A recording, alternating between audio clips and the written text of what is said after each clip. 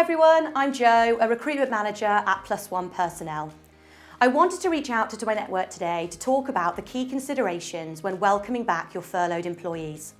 Some businesses out there will have perhaps already begun this process, but it is so important that employers recognise the need to approach this in the best way.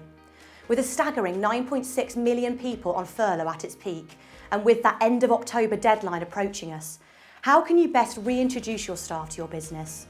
You certainly don't need me to tell you to implement the 2-metre rule or ensure you're all stocked up on hand sanitizer, but there are a number of considerations relating to the mental health and well-being of your furloughed staff which could be easier to overlook. Someone has been off for 6 months. They must be really excited to come back to work, right? Well, as humans, it's really not that simple. These individuals have not worked for up to 8 months now, and you don't always know how this has affected someone. Make sure you contact your employees prior to their return to the business to ensure they know exactly what to expect, and more importantly, to remind them that you're there to support them. Communication truly is key, and your clear and consistent communication at this time with your furloughed employees will be extremely valuable. Ask them how they're feeling about the return to work. Do they have any concerns? Do they require any additional support?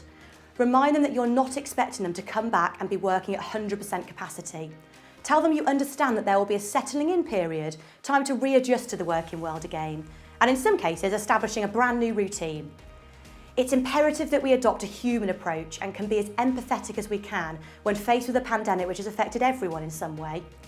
If you have put new measures in place at your offices and your furloughed staff are due to be returned to office working, be sure to explain to your employees what changes have been made and what policies have been implemented before they arrive on their first day back. As humans, we're creatures of habit. We all get used to where we sit at work and often become attached to a certain space or desk. If you came home one evening and your sofa had been moved, you're likely to feel a little bit put out. So consider this when reconfiguring your office spaces. Ensure you communicate changes to your employees so they can anticipate them beforehand and allow time for people to adapt to these. Of course, your employees might not be returning to the office at all. What if you're bringing back furloughed staff, but they will now be working from home?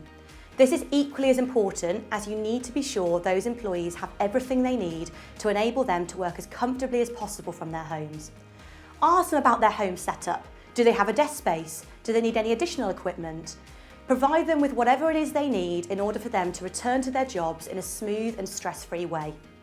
These considerations are paramount to ensure your employees feel positive, motivated, and adequately supported by their employer on their return to work. I hope this video has been useful, and thank you for taking the time to listen to me today. If you have any further questions or would like some advice on any of what I've discussed, please feel free to get in touch.